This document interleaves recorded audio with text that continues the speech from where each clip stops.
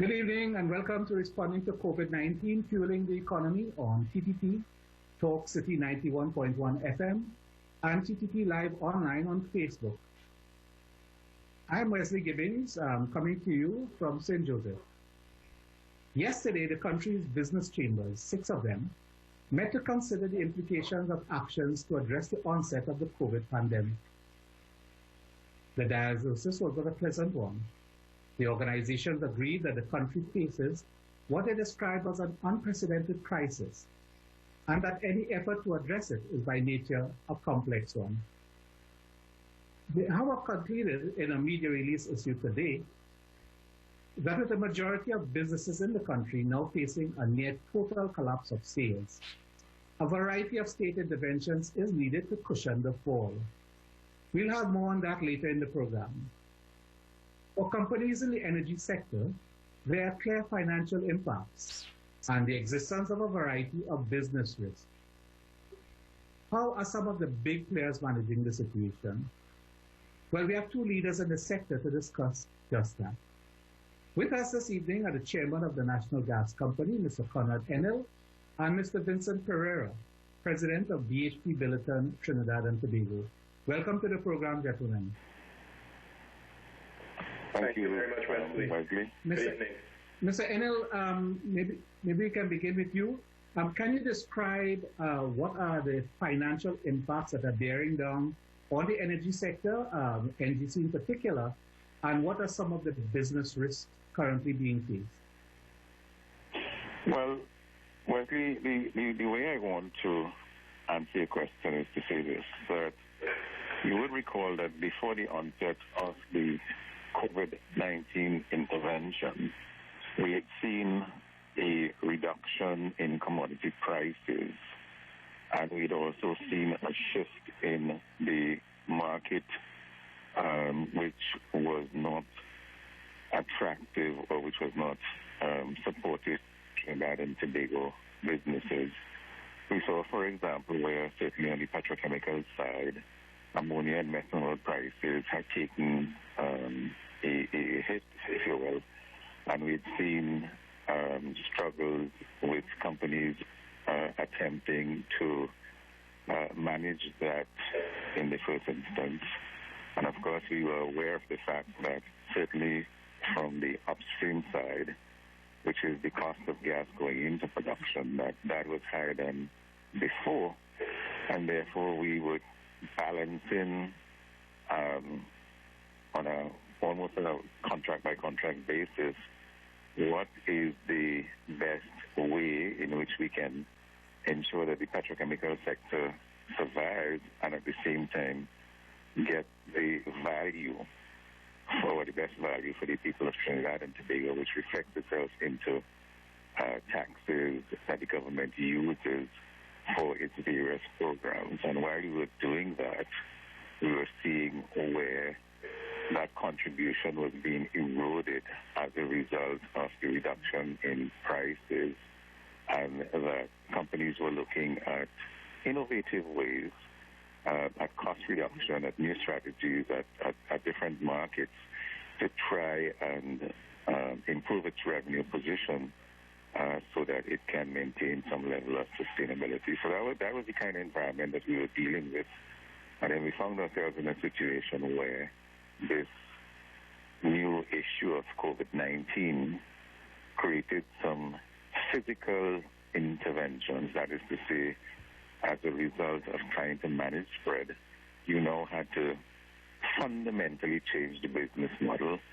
And certainly on the NGC side, and I suspect that Vince is going to tell you the same thing, we basically had to get into business continuity type interventions, looking at safety, looking at HSSE, looking at contingency planning, looking at work from home, and that created a whole different set of challenges that we had to manage. As of today's date, however, we have been able to continue to do that well, and we continue to innovate during this time and find new ways of doing things. And I think that as we speak today, we can report that all our interventions and all the things that we have done and all the preparation that we would have had before has put us in a place where at least we are in control of the resources that we manage. So let me say that, and let me leave that there for the time being, insofar as the NGC's position right now is concerned. Yes. And Mr. Pereira, what is the situation like with BHP Billiton, Trinidad and Tobago? Now, BHP Billiton is a far more diversified company with global reach in a wide variety of different areas. What have been the risks being encountered, and what are some of the financial impacts? Thanks, Wesley. And I think it's a really good question. Let me start. You mentioned something on the introduction, which was, to do with the unprecedented nature of what the world, and of course Trinidad and Tobago, and certainly our sector is dealing with. And it occurs in my mind at two levels. One is sort of at just the raw human level of all of the pain and suffering and death that's been happening in the world. And then, of course, there's another level, which is a socio-economic impact.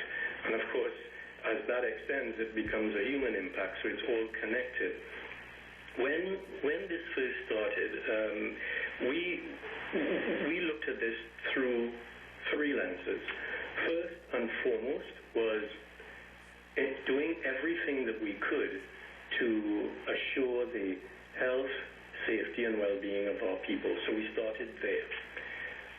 Once we could see a pathway to that, then the second layer came into view, which was how do we keep our operations safe and reliable? And again, once we could see that, then we had another view, which was to do with the communities within which we operate. So those were the three things that we looked at. As Chairman Enill mentioned, we do that through our business continuity plan. Of course, we didn't necessarily have a business continuity plan that dealt specifically with pandemics, but the type of plan that it is allows it to be utilized for something like a pandemic. So we looked at it, we recognized there were three layers within that we needed to think about. Three cases. The first was the low case, which of course no cases of COVID in Trinidad and Tobago. The mid case was that there were cases in Trinidad and Tobago, and then on the high case there were cases specific to our operation. And within that plan there are thresholds and triggers that allow us to know where we are within that, and that plan guides us. That plan guides everything that we're doing right now. So from a company perspective, we started very early, whether it be at the group level or at the level of the business here in Trinidad and Tobago, to put into place the actions that allowed us to ensure that our people would be safe and kept healthy. And in that regard, very early in the game, from an office perspective, we decided that our folks would be requested to work from home. Secondly, we looked at our offshore and our site operations at the terminal and at the shore base and at the warehouse. And once we could get ourselves comfortable that putting in place all of the guidelines that either come through the WHO or through the Ministry of Health or through our own guidelines, that we can assure the health, safety, and well-being of our people outside, then we can keep our operations going. So we did that, and then we started looking at the role that we must play within Trinidad and Tobago from a community perspective. And those communities are varied. It's the communities of within the fence line areas where we work. It's communities within our supply chain. Of course, it's the community at large of Trinidad and Tobago. And we built plans around all three of those that I can happily expand on as needed. Yeah. As a company responding to what's going on in the world, and of course, this is all made even more challenging by what has happened with regards to oil prices. We have spent the last 4 years as a group doing two things really. One, in a sense, to storm-proof our business. One is to make sure that our our portfolio is diversified, as you mentioned. But apart from that, that it's made up of assets that are individually strong and individually low on the cost curve. Mr. Pereira, before we go down that road, backing up a little bit with respect to the workers in the industry, are there any issues? Because a lot of the operations are offshore. Are there issues arising that relate to the interaction with people from other parts of the world, such that quarantining might become an issue to address for the offshore workers? Yeah, I mean, at this point, Wesley, I mean, what we're doing is basically following the directions that come through all of the institutions that we must listen to at this point. So, for example, before anyone can go offshore, they are screened thoroughly. So there's thermal scanning. We have declarations that we go through with them, and this is before they can go offshore. If there's anything that shows up on that, then they're not allowed to go offshore or to go to our terminal site.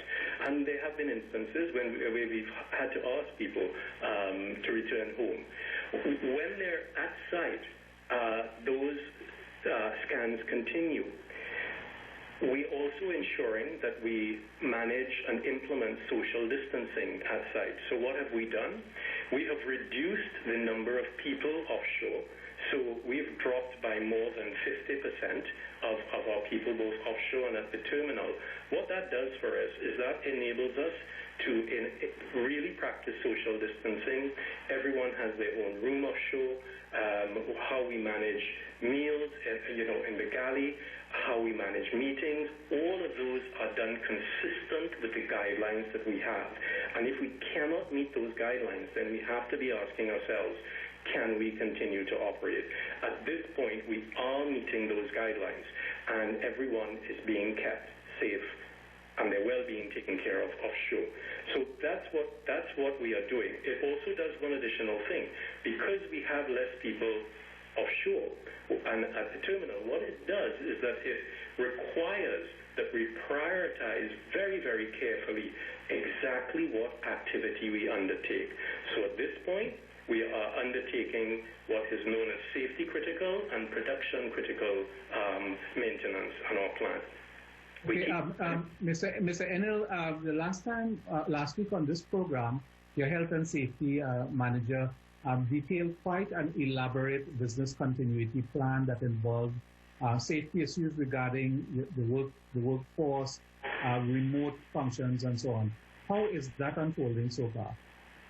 Well, you would recall, Wesley, that immediately that we got into this particular situation, we switched focus, and health and safety became the central point around which all our activities were centered. And on an ongoing basis, every single day, every single week, every single time, the management team reports through its various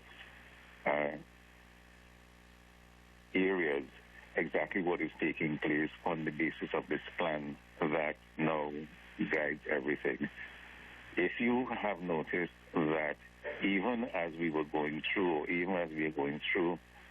this particular event, the level of disruption that we've had to our services, the services that we provide, have been little or none. In fact, it has been none. So we've been able to continue to provide